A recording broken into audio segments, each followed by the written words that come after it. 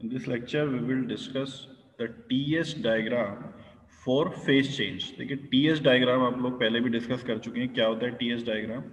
TS diagram जिसमें vertical axis पे temperature होता है और हॉरिजॉन्टल एक्सिस पे क्या होती है? एंट्रोपी. लेकिन अब ये जो TS डायग्राम हम देख रहे हैं, this TS diagram is for pure substance. Pure substance. और प्योर सब्सटेंस का रोल कहाँ पे होता है? जहाँ पे फेस चेंज हो रहा होता है. तो जहाँ पे फेज चेंज हो रहा है, क्योंकि प्योर सब्सटेंस की डेफिनेशन ही है कि वो तीनों फेज में उसकी केमिकल कंपोजिशन चेंज नहीं होती है. इसका मतलब जब भी हम प्योर सब्सटेंस की बात करेंगे वहाँ पे हमेशा फेज चेंज की बात करेंगे. तो ये जो टीएस डायग्राम है, that TS diagram is for phase change कह सकते हैं, या फिर एक प्योर सब्सटेंस के लिए कह सकते हैं. तो देखिए इस टीएस डायग्राम को ध्यान से समझने की जरूरत होती है. अब इस टीएस डायग्राम में होता क्या है? वर्टिकल एक्सिस पे टेम्परेचर, हॉरिजॉन्टल एक्सिस पे क्या है? यहाँ पे एंट्रोपी है. अब इस टीएस डायग्राम में ये जो एक लाइन है इसको हम वेपर डोम बोलते हैं. वेपर, VAPOUR, वेपर डोम. वेपर डोम. डोम क्या होता है? जैसे आपने देखा होगा कि जो पुरानी इमारतें रहती हैं उसके ऊपर एक गोल गुंबद सा बना रहता है, उसको क्या बोलते हैं? डोम. तो क्योंकि ये भी क्या होता है? उसी शेप का ही होता है, इसलिए इसको बोलते हैं वेपर डोम. कौन सी वाली लाइन? ये वाली जो लाइन, ये वाली जो लाइन है इसको बोलते हैं वेपर डोम. इस लाइन, ये जो लाइन है ये दो पार्ट में होती है. दो पार्ट में इसका जो डिवीजन है वो यहाँ पे होता है. यहाँ पे एक पॉइंट होता है. तो इस पॉइंट से इधर की लाइन और इस पॉइंट से इधर की लाइन, ये दो पार्ट में है. और जब इन दोनों पार्ट को और इस दोनों पार्ट को और इस पॉइंट को, तीनों को हम कंबाइन कर देते हैं तो इसको बोलते हैं हम वेपर डोम. ठीक है. अब इनके नाम क्या क्या हैं? अलग अलग. ये जो पॉइंट है, इस पॉइंट को तो बोलते हैं क्रिटिकल पॉइंट. ठीक है, that point is critical point. सबका अभी इंपॉर्टेंस हम समझेंगे क्या है ये. तो इस पॉइंट का नाम होता है क्रिटिकल पॉइंट. क्रिटिकल पॉइंट के ये वाली जो लाइन होती है, लेफ्ट साइड वाली जो लाइन है, इस लाइन को हम बोलते हैं सैचुरेटेड लिक्विड लाइन. या सैचुरेट, ये वाली जो लाइन है इसको बोलते हैं सैचुरेटेड लिक्विड लाइन.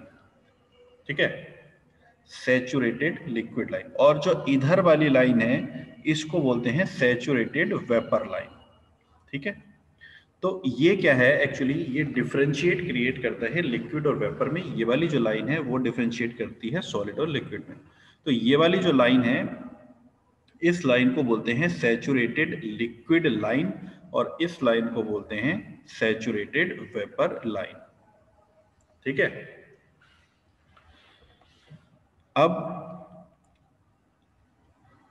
इस लाइन के, सैचुरेटेड लिक्विड लाइन के लेफ्ट साइड वाला जो पोर्शन है, जब आपका जो सब्सटेंस है वो इस रीजन में लाई करेगा. किस रीजन में? इस लाइन के लेफ्ट साइड वाला, ये वाला जो पूरा रीजन है, इस पूरे रीजन में होगा. तो क्या होगा? ये जो भी कोई आपका सब्सटेंस होगा, जब वो इस रीजन में लाई करेगा, इतने वाले रीजन में, तो वो रीजन को हम बोलते हैं that substance is in liquid region या लिक्विड फेज. तो इसको हम बोलेंगे कि वो किस में है? लिक्विड फेज में है, जब इस वाले एरिया में वो होगा. ठीक है. अब देखिए यहाँ पे क्या है कि मैंने बताया था आपको, जो फेज चेंज होता है वो कांस्टेंट टेम्परेचर पे और कांस्टेंट प्रेशर पे होता है. तो यहाँ पे प्रेशर से मतलब नहीं है, क्योंकि हम टीएस डायग्राम देख रहे हैं. तो टीएस डायग्राम में कांस्टेंट टेम्परेचर की लाइन कैसी होगी? स्ट्रेट हॉरिजॉन्टल लाइन होगी. और आइसेंट्रोपिक लाइन कैसी होगी? स्ट्रेट वर्टिकल लाइन होगी. तो ये वाला जो रीजन है वहां पे लिक्विड रहेगा. अगर आपका जो सब्सटेंस है वो इस लाइन के ऊपर लाई करेगा, मतलब यहाँ पे हो सकता है, या यहाँ पे हो सकता है, या यहाँ पे हो सकता है, उसको हम बोलते हैं the liquid is in saturated form. Saturated form का मतलब ये होता है कि किसी भी चीज का सैचुरेशन आने का मतलब ये होता है कि बस अब बहुत हो गया, अब इससे ज्यादा नहीं हो पाएगा. मतलब अपनी आम लैंग्वेज में हम जिसको बोलते हैं ना कि पानी सर तक, पानी जो है वो सर के ऊपर जाने वाला है, तो वो होता है सैचुरेशन पॉइंट. बिल्कुल. मतलब जैसे कि आप कहीं पानी में डूब रहे हैं, तो आपकी बिल्कुल नाक तक जब तक पानी नहीं आ जाएगा तब तक तो आप सरवाइव कर सकते हैं, क्योंकि आप सांस ले सकते हैं. मतलब अगर आपके बिल्कुल नाक के जस्ट नीचे तक पानी है और उससे अगर जरा सा भी ऊपर हो गया 1 mm, तो आपकी नाक डूब जाएगी और आप सांस नहीं ले पाएंगे और आप डूब जाएंगे उसमें. तो ये वो वाली लाइन होती है. सैचुरेशन लाइन का मतलब होता है कि बस अब लास्ट है. अगर आपने अब जरा सा भी टेम्परेचर इंक्रीज किया, इवन 1 डिग्री सेल्सियस भी इंक्रीज किया, तो जो लिक्विड है वो वेपर में कन्वर्ट होना स्टार्ट हो जाएगा. ठीक है, तो that is the saturation line. Saturation line पे अभी भी लिक्विड है, ऐसा नहीं कि वो वेपर में कन्वर्ट हो गया, लेकिन ये सैचुरेशन आ गया। अब अगर जरा सी भी हीट दे दी या जरा सा भी टेम्परेचर इंक्रीज कर दिया तो उसके बाद में वो वेपर में कन्वर्ट होना स्टार्ट हो जाएगा। ठीक है, तो उसके बाद में क्या होगा कि वो वेपर में कन्वर्ट होना स्टार्ट हो जाता है। उसके बाद ये इसके अंदर वाला जो रीजन है, ये वाला critical point, this is saturated liquid line. अब सैचुरेटेड लिक्विड लाइन से जब हम इधर आते हैं, ठीक है, सैचुरेटेड लिक्विड लाइन से जब हम इधर आते हैं कि सैचुरेटेड लिक्विड लाइन के बाद हमने उसको थोड़ी सी और हीट प्रोवाइड कर दी, तो क्या होगा, सैचुरेटेड लिक्विड लाइन से इधर आ जाएगा। ठीक है, अब सैचुरेटेड लिक्विड लाइन से जब इधर आ जाएगा तो मैंने बताया कि saturated liquid line is the last point जहां पे वो लिक्विड रह सकता है, उसके बाद में वो वेपर में कन्वर्ट होना स्टार्ट हो जाएगा। अब देखिए, ऐसा नहीं है कि लिक्विड जो है वो, मैंने बताया था आपको कि लिक्विड जो है वो एकदम से जैसे ही उसको थोड़ी सी भी हीट देंगे वो वेपर में कन्वर्ट हो जाएगा। तो होगा क्या कि अब अगर कोई लिक्विड है, जैसे हमने लिक्विड की बात की थी, कोई वाटर है, 1 बार प्रेशर हमेशा 1 बार ही हम अभी डिस्कस कर रहे हैं, जो प्रेशर इंक्रीज डिक्रीज होगा वो बाद में देखेंगे। तो 1 बार पे इसका बॉइलिंग पॉइंट 100 डिग्री सेल्सियस। तो अगर प्रेशर 1 बार है तो 1 बार पे इसका बॉइलिंग पॉइंट 100, तो मतलब इस लाइन पे जो लिक्विड रहेगा वो, इस लाइन पे जो पॉइंट हमें मिलेगा, मान लो ये वाला पॉइंट हमें मिलता है, तो वो 100 डिग्री सेल्सियस के होगा। अब हम कह रहे हैं कि अगर इसमें थोड़ी सी भी हम हीट प्रोवाइड करते हैं तो उसका क्या होगा, वो वेपर फेज में कन्वर्ट होना शुरू कर जाएगा, जरा सी भी अगर हम हीट देंगे तो। ठीक है, यानी कि ये बिल्कुल अपने सैचुरेशन पॉइंट पे आ गया है। 100 डिग्री सेल्सियस क्या होता है, वैसे भी उसका सैचुरेशन पॉइंट है। अब इसके आगे टेम्परेचर तो इंक्रीज होगा नहीं, इसके बाद क्या होगा, फेज चेंज होगा। तो अब अगर इसकी जो हीट है, जो इसकी हीट है, suppose this latent heat of vaporisation, अब इसको हमें देनी पड़ेगी, दिस इज 2257 किलो जूल पर केजी। तो अब 2257 अमाउंट ऑफ हीट अगर हम उसको देते हैं, 2257 अमाउंट ऑफ हीट हम उसको प्रोवाइड करेंगे, तो होगा क्या कि ये जो है पूरे जो मास है वो कन्वर्ट होने लगेगा वेपर में। लेकिन अगर हम 2257 किलो जूल हीट उसको प्रोवाइड करेंगे तब जाके वो पूरा कन्वर्ट होगा ना वेपर में। लेकिन अगर हमने उसको 200 किलो जूल हीट दी, ठीक है, या फिर जैसे ये क्या है, किलो जूल पर केजी में, मतलब 1 केजी के लिए इतनी जरूरत पड़ती है, तो हमने मान लिया कि हमारे पास जो मास है वो 1 केजी है, तो हमने अगर उसको 200 किलो जूल हीट दी, ठीक है, 500 किलो जूल हीट दी, या फिर 700 किलो जूल हीट दी, या फिर 1000 किलो जूल हीट दी, तब क्या होगा, उस केस में क्या होगा, क्योंकि 2257 किलो जूल हीट एब्जॉर्ब करेगा, तब 1 केजी मास पूरा कन्वर्ट हो जाएगा लिक्विड से वेपर में। लेकिन हम उतना नहीं प्रोवाइड कर रहे, हम कह रहे हैं कि सैचुरेशन लिक्विड लाइन से थोड़ी सी भी अगर हम हीट देते हैं, मान लो 200 किलो जूल देते हैं, तब क्या होगा, जो मास था वो 1 केजी था, 1 केजी को पूरा वेपर में कन्वर्ट करने के लिए चाहिए 2257 किलो जूल हीट, हमने प्रोवाइड की 200 किलो जूल, तो उससे क्या होगा, टेम्परेचर तो बढ़ेगा नहीं। उससे क्या होगा कि जो 1 केजी था इसमें से proportional, according to the proportional, कि भाई 1 केजी के लिए तो 2257 किलो जूल हीट चाहिए थी, तो 200 किलो जूल में क्या होगा, हो सकता है कि आपका जो है वो 120 ग्राम लिक्विड वेपर में कन्वर्ट हो जाए। तो 1 किलो मतलब 1000 ग्राम, उस 1000 में से 120 ग्राम कन्वर्ट हो जाएगा और बाकी जो है वो लिक्विड में ही रहेगा। ठीक है, जब आप उसको 500 किलो जूल हीट दे दोगे तो हो सकता है कि अब जो है 180 ग्राम कन्वर्ट हो जाए और बाकी का जो बचा हुआ है वो लिक्विड फॉर्म में रहेगा। इसका मतलब क्या होगा कि 1 केजी लिक्विड को अगर हम 2257 किलो जूल हीट देंगे तब वो वेपर में कन्वर्ट होगा। अगर कम हीट देंगे तो उसमें क्या होगा, जितना पोर्शन वो प्रोपोर्शनली जितना पोर्शन कन्वर्ट हो सकता है उस हीट को एब्जॉर्ब करके उतना कन्वर्ट हो जाएगा वेपर में और बाकी जो है वो लिक्विड में रहेगा।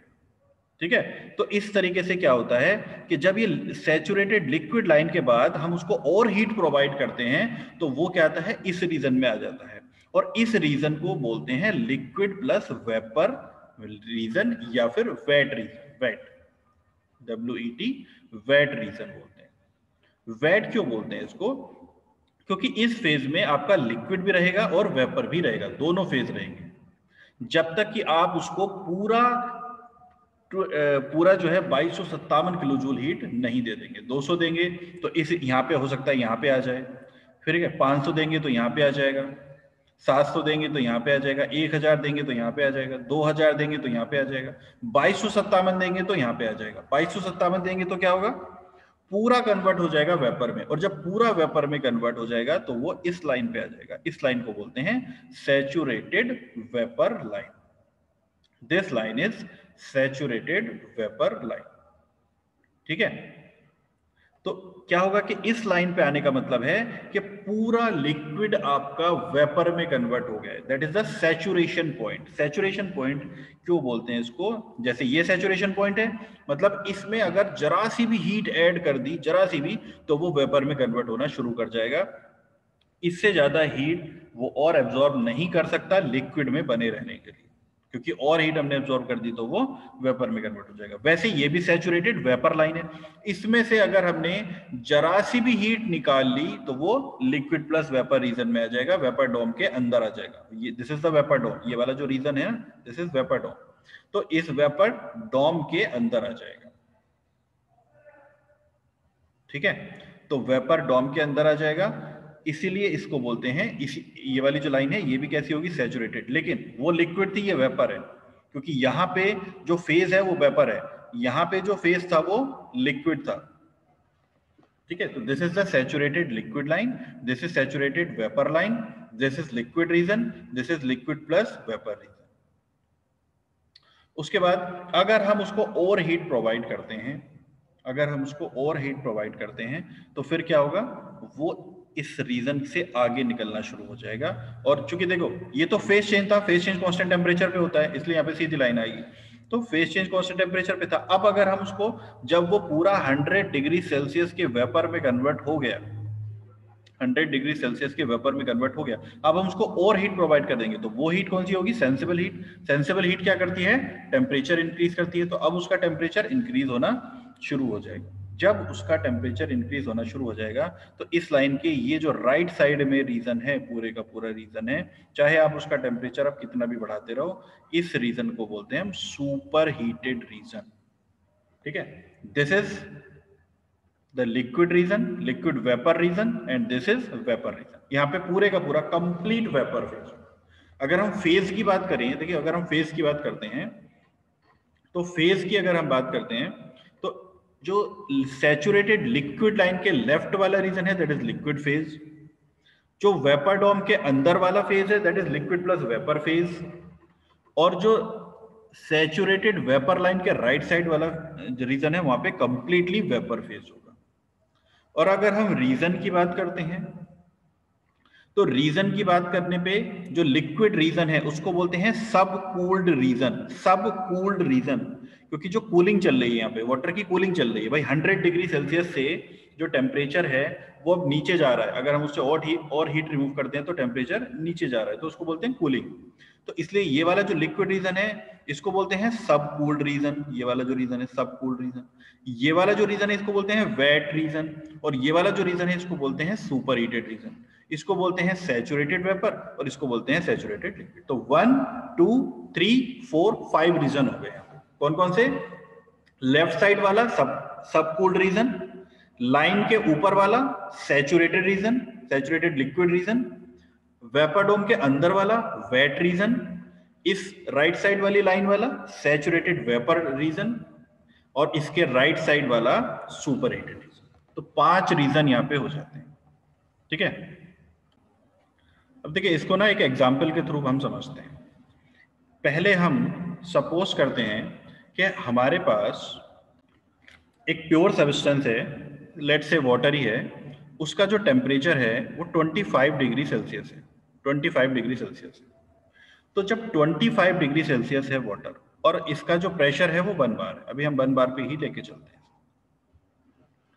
अब ये जो 25 डिग्री सेल्सियस है वाटर है, तो ये कौन से फेज में होगा? ये लिक्विड फेज में होगा, कंप्लीटली लिक्विड फेज में होगा, क्योंकि 1 बार पे ये 100 डिग्री सेल्सियस के बाद वेपर में कन्वर्ट होगा। तो 25 डिग्री सेल्सियस पे तो ये लिक्विड नहीं होगा। तो ये कौन से रीजन में लाई करेगा? ये इस रीजन में लाई करेगा। द रीजन इज, अगर इस 25 डिग्री सेंटीग्रेड की हम बात करें तो द रीजन इज सब कूल्ड रीजन। अब ये किसमें है? सब कूल्ड रीजन में है। ठीक है, दिस इज इन सब कूल्ड रीजन। अब जब ये सब कूल्ड रीजन में है तो अब हम क्या करते हैं? इसको हीट सप्लाई करते हैं। हीट सप्लाई करते हैं कांस्टेंट प्रेशर के ऊपर। मतलब हम इस तरीके से इसको हीट दे रहे हैं कि इसका जो प्रेशर है वो कांस्टेंट रहेगा, यानी कि 1 बार ही रहेगा। तो जब हम इसको हीट देंगे तो इसका टेम्परेचर क्या होगा, इंक्रीज होगा, इंक्रीज होगा, इंक्रीज होगा, इंक्रीज होगा। ये जो टेम्परेचर है वो पहुंच जाएगा 100 डिग्री सेल्सियस पे 1 बार पे। 100 degree Celsius is the boiling point of water at 1 बार। तो इस ड्यूरेशन में हमने जो ये हीट दी, इस हीट को हम बोलेंगे सेंसिबल हीट, जिसमें टेम्परेचर इंक्रीज हो गया 25 डिग्री सेल्सियस से 100 डिग्री सेल्सियस। अब इस लाइन को या इस प्रोसेस को, कांस्टेंट प्रेशर प्रोसेस को मैं टीएस डायग्राम पे अगर ड्रॉ करना चाहता हूं तो वो किस तरीके का आएगा, ये वेपर ड्रॉप बन जाएगा। मेरा जो इनिशियल पॉइंट है वो कहां पे आएगा, यहां पे आएगा। This is the initial point. कौन सा इनिशियल पॉइंट, 25 डिग्री सेल्सियस पे था जब। फिर मैंने इसको हीट सप्लाई की, सेंसिबल हीट। फिर इसका टेम्परेचर इंक्रीज होना शुरू हुआ। तो जब इसका टेम्परेचर इंक्रीज हुआ, देखिए टीएस डायग्राम है, वर्टिकल लाइन जो वर्टिकल एक्सिस है वो टेम्परेचर शो कर रही है। इसका मतलब अगर टेम्परेचर इंक्रीज हो रहा है तो इस पॉइंट से ऊपर की तरफ पे बढ़ूंगा, नीचे की तरफ तो नहीं आ सकता। तो ऊपर की तरफ बढ़ने का मतलब क्या है कि या तो इस पॉइंट से मैं ऐसे जा सकता हूं, ऐसे जा सकता हूं, या ऐसे जा सकता हूं। ये तीनों ऊपर जा रही है ना इस पॉइंट से, ठीक है। तो देखिए अगर वर्टिकल हो जाती है तो आइसेंट्रोपिक हो जाएगी, अगर इधर जाती है तो एंट्रोपी इंक्रीज हो जाएगी। This is the 1 point, this can be 2, this can be 2 और दिस कैन बी 2। तो अगर इधर जाती है, देखिए एंट्रोपी कम हो रही है, S2 कम है, S1 ज्यादा है, एंट्रोपी कम हो रही है। इधर ये वाला अगर 2 लेता हूं तो एंट्रोपी कांस्टेंट है, ये वाला लेता हूं तो एंट्रोपी बढ़ रही है। देखिए अब मैं क्या कर रहा हूं उसमें, heat added to the system. Heat added to the system is positive, dq is positive and t, this is ds is equal to. अगर ये वैल्यू पॉजिटिव आ रही है इसका मतलब एंट्रोपी क्या होनी चाहिए, बढ़नी चाहिए। अगर एंट्रोपी बढ़ रही है इसका मतलब ये वाली लाइन नहीं हो सकती, ये वाली लाइन नहीं हो सकती। तो लाइन कैसे आएगी, तिरछी आएगी इस तरीके से। तो जब मैं इसको हीट प्रोवाइड करूंगा 25 डिग्री सेल्सियस से 100 डिग्री सेल्सियस की तरफ, तो ये जो लाइन है वो इस तरीके से बनना, इस तरीके से सॉरी इस तरीके से बनना स्टार्ट हो जाएगी, ये वाली लाइन। अभी प्रेशर टेम्परेचर बढ़ता रहेगा, बढ़ता रहेगा, चलता रहेगा। जैसे ही 100 डिग्री सेल्सियस पे पहुंचेगा तो 100 degree Celsius the saturation point, तो ये किस पे आ जाएगी, सैचुरेशन लाइन पे आ जाएगी, यहां पे आ जाएगी। तो ये जो 100 डिग्री सेल्सियस है, जो 100 डिग्री सेल्सियस है वो क्या हो गया, 100 डिग्री सेल्सियस इज सैचुरेटेड, इसको मैं यहां पे लिख देता हूं, सैचुरेटेड लिक्विड रीजन। अब ये कौन से रीजन में आ गया, सैचुरेटेड लिक्विड रीजन में आ गया। फिर मैंने क्या किया, अब 100 डिग्री सेल्सियस पे मैंने इसको और हीट प्रोवाइड की। अब मैं इसको और हीट प्रोवाइड करूंगा तो ये क्या हो जाएगा, 100 डिग्री से जब मैं इसको और हीट प्रोवाइड करता रहूंगा 1 बार पे, कितनी टोटल हीट प्रोवाइड करूंगा 2557, 25 22 सॉरी 2257, इतनी हीट इसको जब मैं प्रोवाइड करूंगा तब ये चला जाएगा मेरा कौन से रीजन में, सैचुरेटेड वेपर रीजन में, ठीक है। लेकिन अगर मैं इससे कम हीट प्रोवाइड करता हूं, मैं इसको प्रोवाइड कर रहा हूं अभी 1000 किलो जूल ऑफ हीट, तो यहां से मैंने इसको 1000 kilo joule of heat provide की। अब देखिए इसका जो टेम्परेचर है वो 100 डिग्री सेल्सियस ही रहेगा। यहां पे इसका मास था 1 kg। अब क्या हो जाएगा इसमें 1000 किलो जूल देने में, इसमें 0.4 kg तो बच जाएगा वेपर, और बाकी का 0.6 kg बचेगा, 0.6 kg जो है वो बचेगा आपका 6 kg लिक्विड बचेगा, लेकिन टेम्परेचर 100 ही रहेगा। तो अब ये कौन से रीजन में आ जाएगा, ये आ जाएगा वेट रीजन में। और अगर मैं इस प्रोसेस को मैं ड्रॉ करना चाहता हूँ इस टीएस डायग्राम पे, तो देखिए टेम्परेचर कांस्टेंट है, प्रेशर भी कांस्टेंट है। कांस्टेंट टेम्परेचर की लाइन कैसी आएगी, यहां से ये आएगी सीधी, यहां पे आ जाएगा ये पॉइंट, दूसरा पॉइंट। दिस इज पॉइंट 1, ये पॉइंट हमने यहाँ पे बना दिया। दिस इज पॉइंट 2, ये पॉइंट 2 हमने यहाँ पे बना दिया। दिस इज पॉइंट 3, ये 3 पॉइंट हमने यहाँ पे बना दिया। अब मैं इसको और हीट प्रोवाइड करता हूं और टोटल हीट मेरी हो जाती है, जैसे ही 2257 हीट हो जाएगी, जैसे ही ये 2257 हीट हो जाएगी तो ये 100 डिग्री सेल्सियस में पूरे का पूरा जो 1 kg है वो वेपर में कन्वर्ट हो जाएगा, और टेम्परेचर अभी भी 100 डिग्री सेल्सियस ही। तो जब मैं इसको ड्रॉ करूंगा तो ये भी कांस्टेंट टेम्परेचर लाइन आएगी, और ये जो 4th पॉइंट है, दिस इज पॉइंट नंबर 4, तो ये 4 पॉइंट आ जाएगा यहाँ पे, ठीक है। उसके बाद मैं इसको और हीट प्रोवाइड करता हूँ। जब मैं इसको और हीट प्रोवाइड करूंगा तो अब क्या होगा, अब तो ये पूरा वेपर में कन्वर्ट हो गया, फेज चेंज तो हो गया। अब इसका जो टेम्परेचर है वो इंक्रीज होना शुरू हो जाएगा। सपोज मैंने इसको कुछ हीट प्रोवाइड करी जिससे इसका जो टेम्परेचर है वो 150 डिग्री सेल्सियस हो गया, लेकिन अब ये वेपर फॉर्म में रहेगा, ये भी वेपर फॉर्म में था, ये लिक्विड प्लस वेपरिजन में था, ये पूरा लिक्विड था और ये भी पूरा लिक्विड था। यहाँ पे वन पॉइंट पे पूरा, यहाँ वन पॉइंट पे पूरा लिक्विड था, यहाँ पे भी पूरा लिक्विड था 100 डिग्री सेल्सियस पे भी, यहाँ पे लिक्विड प्लस वेपर रीजन था, यहाँ पे पूरा वेपर था और यहाँ पे भी पूरा वेपर हो जाएगा।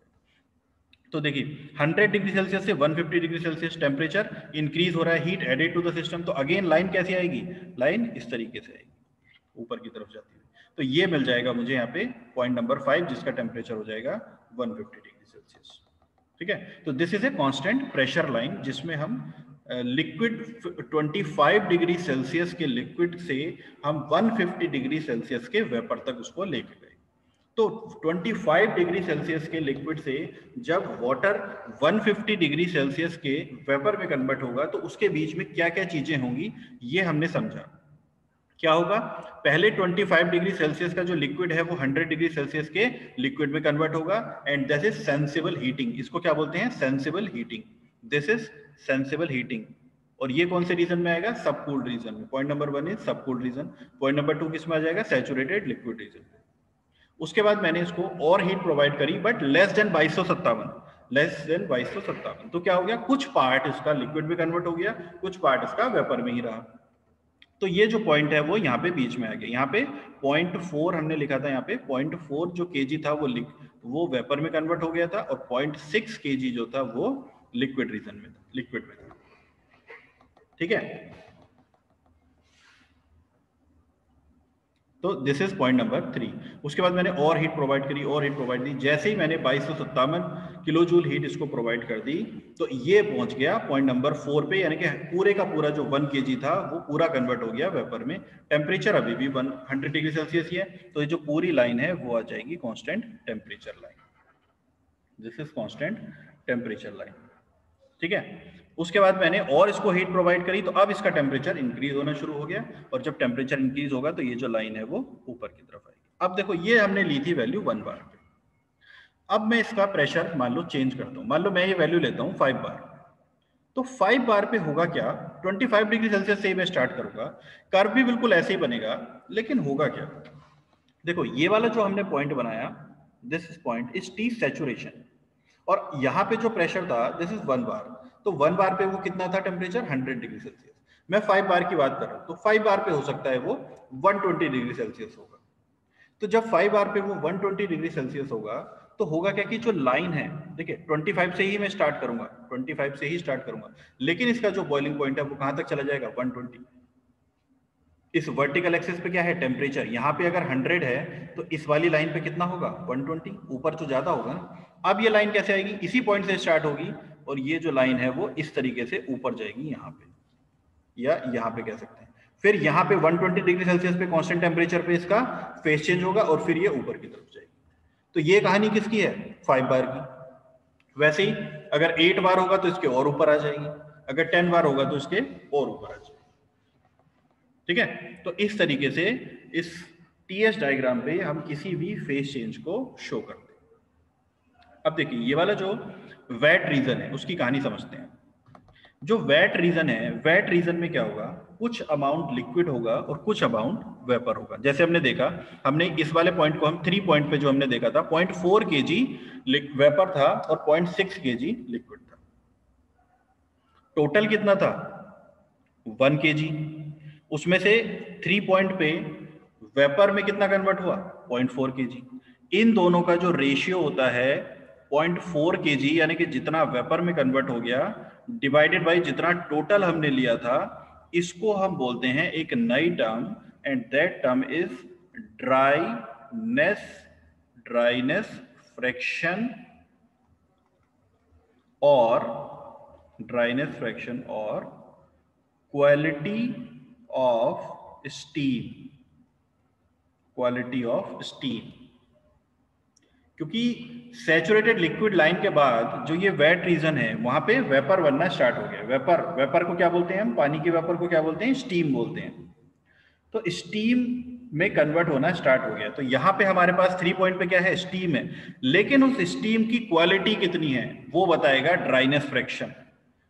ड्राइनेस फ्रैक्शन क्या बताएगा, मान लीजिए 0.4 डिवाइडेड बाई टोटल कितनी थी 1, तो कितनी होगी 0.4। इसका मतलब 0.4 kg वेपर है और 1 kg वहां पे सॉरी 0.6 kg वहां पे लिक्विड अभी भी बना हुआ है। That is the dryness fraction. अब देखो इस पूरे वेट रीजन में जो ड्राइनेस फ्रैक्शन है इसकी वैल्यू वेरी करती है, ड्राइनेस फ्रैक्शन की 0 से लेके 1 तक। ड्राइनेस फ्रैक्शन की जो वैल्यू है वो वेरी करती है 0 से लेके 1 तक। तो इस सैचुरेटेड लिक्विड लाइन पे तो पूरे का पूरा लिक्विड है, यानी कि वेपर तो कुछ है ही नहीं, तो कितना हो गया ड्राइनेस फ्रैक्शन 0 डिवाइडेड बाय 1 यानी कि 0। तो इस सैचुरेटेड लिक्विड लाइन पे, दिस सैचुरेटेड लिक्विड लाइन पे कितना हो जाएगा ड्राइनेस फ्रैक्शन 0। और सैचुरेटेड वेपर लाइन पे तो पूरे का पूरा वेपर कन्वर्ट हो गया, यानी कि 1/1, तो कितना हो गया 1।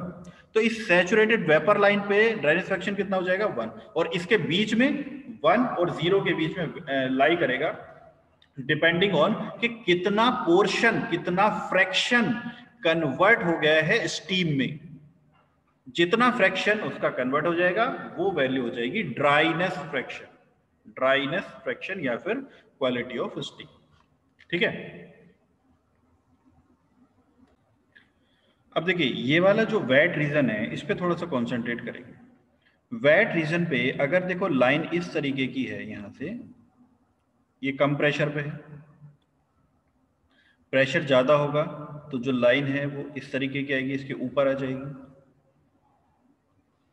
और प्रेशर ज्यादा होगा तो वो लाइन इसके ऊपर आएगी। ठीक है।